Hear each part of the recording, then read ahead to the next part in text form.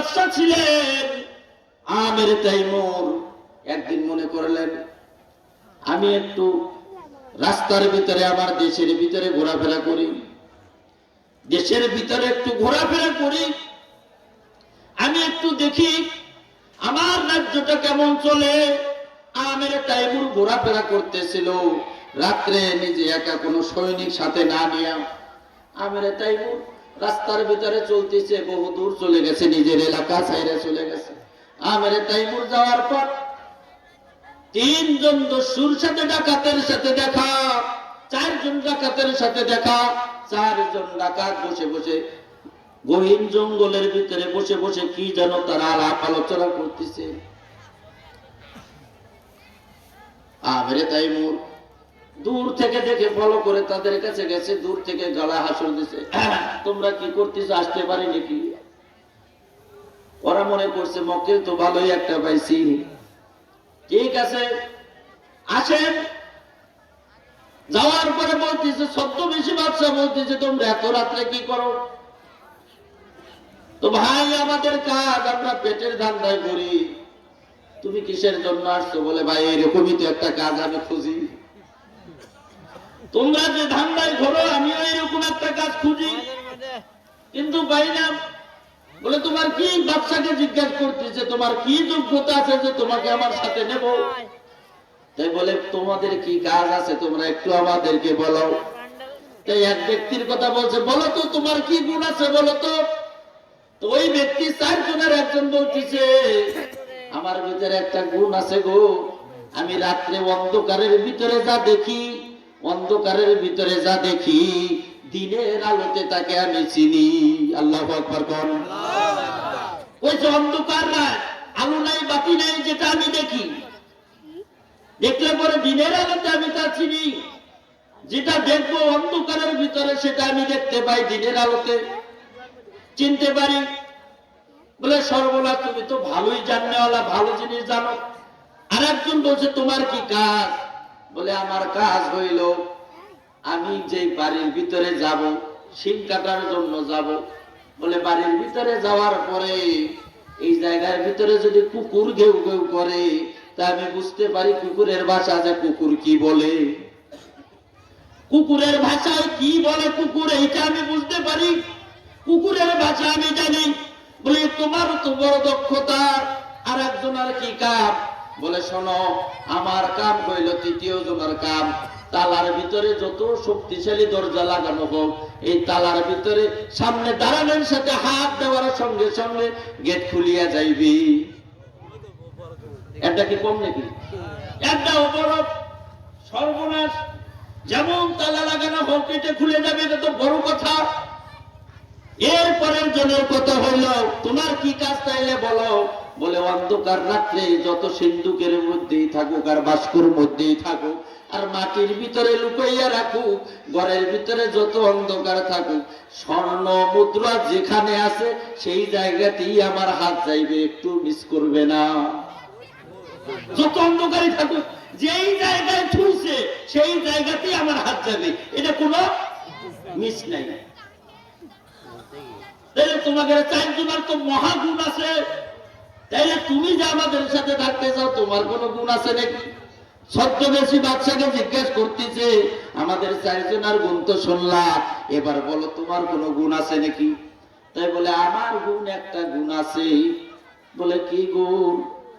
বলে আমি যদি বাম দিকে দাড়ি হালাই, বাম দিকে যদি দাড়ি হালাই, তাইলে এই বাম দিকে দাঁড়িয়ে হালানোর কারণে একজন মানুষের ফাঁসি হইয়া যাইতে পারে, মৃত্যুদণ্ড হয়ে যাইতে পারে। আর ডান দিকে যদি দাঁড়িয়ে হালাই, ডান দিকে যদি দাঁড়িয়ে হালাই, তাইলে এই ব্যক্তি মৃত্যুদণ্ড হইল, আইনে যদি মৃত্যুদণ্ড হয় তারপরেও তাকে খালাস করে দেওয়া লাগবে। আল্লাহু আকবার বলে। মৃত্যুদণ্ড হয়েই গেছে আইনে, কিন্তু ডান দিকে যদি আমি দাঁড়িয়ে খালাই, তাইলে এই মৃত্যুদণ্ড থেকে খালাস হয়ে যাইবে। এখন এই ডাকাতেরা বলছে, বাপুরে বাপু, তোমার কামেলিয়াতি তো বড়, তাইলে তুমি আমাদের সাথে চলো, এত বড় যন্ত্র যখন আমাদের আছে, সব আমাদের কাছে আছে। আজকে তাইলে বড় একটা প্রোগ্রাম করা হোক। বলে কি করা হইবে? বলে চলো যাই, বাদশার বাড়িতে আজকে ডাকাতি করা হইবে। কার বাড়ি? বাদশাকে এই রাজ্যে দেখে নাই কোনোদিন। বাদশার বাড়িতে আজকে ডাকাতি দেওয়া হইবে, চলো যাই। 5 জন মিলে ডাকাতি দেওয়ার জন্য 5 জন মিলে ডাকাতি দেওয়ার জন্য বাদশার বাড়িতে গেল। বাদশার বাড়িতে যাওয়ার সঙ্গে সঙ্গে গেটের কাছে যখন দাঁড়াইছে, দাঁড়ানোর পরে কুকুর এসে ঘেউ ঘেউ ঘেউ করতেছে, ঘেউ।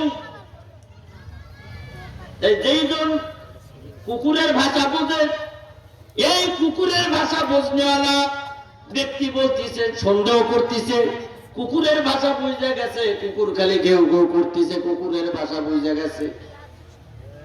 কুকুর কইতে আছে, ঘেউ ঘেউ কইতে আছে, ওর ভাষা দিয়ে বুঝতেছি। কুকুর কইতে আছে, বাদশা তোদের সাথেই আছে। কুকুর কি করছে? বাদশা তোদের সাথেই আছে। হায়াতুল হায়াত নামক কিতাবের ভিতরে আল্লামা দারবি রহমাতুল্লাহ আলাইহি লেখে, কুকুর বলতেছে বাদশা তোদের সাথে আছে। বারবার কইতে আছে বাদশা তোদের সাথে আছে, কিন্তু এরা তো ওই কথা বোঝে না, চিনতেছে না কে আবার বাদশা। সবাই তো ডাকাত, দূরে দূরে দেখে, খুঁজা দেখে, ডাকাত তো বাদশাকে তো দেখে না। ভাইজানেরা, আমার ঘরের ভিতরে যাই হাত দিলে দরজা খুলে যায়। এই ব্যক্তি দরজার ভিতরে হাত দিল, দরজার ভিতরে হাত দেওয়ার সাথে সাথে দরজা খুলে গেল। এরপরে ঘরের ভিতরে ঢুকলো, ঢোকার পরে ওই যেখানে অন্ধকারের ভিতরে স্বর্ণ মুদ্রা যা ছিল রাজার বাড়িতে, সব কিছু জড়াইয়া টোকলা করে নিয়ে চলে আসছে। সব চোরে নিয়ে চলে আসছে, সোনা গহনা যা ছিল। এখন রাজা চোরের সাথে সাথে রাজাও আসছে। আইসে এখন কয় ঠিক আছে, ভাত বাটোয়ারা করো। ভাত বাটোয়ারা করো, ভাত বাটোয়ারা করার জন্য বসছে। এখন ওই ডাকাতের ভিতর থেকে একজন বলতেছে, শোনো, এত বড় সাহস যার জন্য পাইলাম, একে আমাদের সর্দার মানতে হইবে। তার কারণ ডান দিকে যদি দাড়ি হালায় তাইলে ফাঁসির আসামি থেকে মাফ হয়ে যায়, আর বাম দিকে যদি দাড়ি হালায় তাইলে ফাঁসি হয়ে যায়। এমন একটা সাহস পাইছি দেখি বাদশার বাড়িতে চুরি করতে পারছি, তাইলে আমাদের 5 জনের ভিতরে একজন সর্দার বানান লাগবে। তাইলে ওই ব্যক্তি কি আমরা নতুন জনা কি আমরা সর্দার বানাইলাম? কিসের সর্দার হইল? জোরে করেন না, কিসের? ডাকাতের সর্দার হইল, ডাকাতের সর্দার হইল। এখন ডাকাতের সর্দার হয়ে কি পায়? ডাকাতের ভিতর থেকে কইতে আছে, শোনো, সর্দার যাই থাকবে তার 2 ভাগ, সর্দারি ভাগ একটা আর ডাকাতির ভাগ একটা। সর্দারের 2 ভাগ সম্মান সূচক ভাগ একটা, আর ডাকাতির ভাগ একটা। আর আমাদের সবাই 1 ভাগ করে, তাইলে মোট করবে 6 ভাগ। কয় ভাগ? 6 ভাগ। বাদশা 2 ভাগ পাইল, মাল সামানা যা পাইল টোকলার ভিতরে নিল।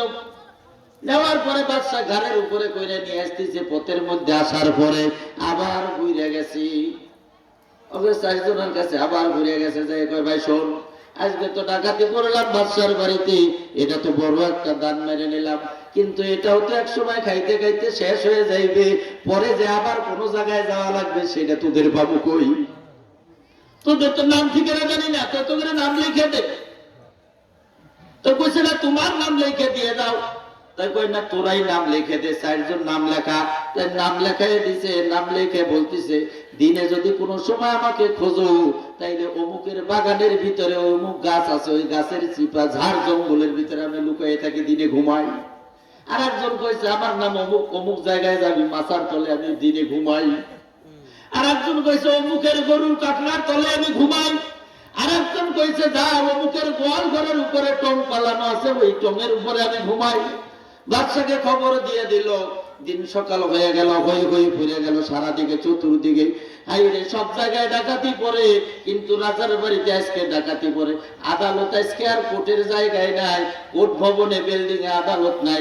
বাদশার বাড়ি সব হাকিম মুক্তার সব বাদশার বাড়িতে চলে আসছে। হাইরে বাদশার বাড়িতে রাত্রে ডাকাতি হয়ে গেছে। এই কথা যদি ছড়ায় যায়, সারা দেশের মানুষ কি বলবে, চিৎকার করবে। আদালত বসিয়া সকলে একটা প্রথমে একটা ধারণা, সবাই একটা রায় নিয়ে আসছে, চোরকে ধরতেই হইবে। চোর যদি না ধরা হয় তাইলে রাজার বাড়িতে চোর, আর এই চোর যদি না ধরা হয় তাইলে আগামী দিনে চোরের বিচার করা সম্ভব না। সম্ভব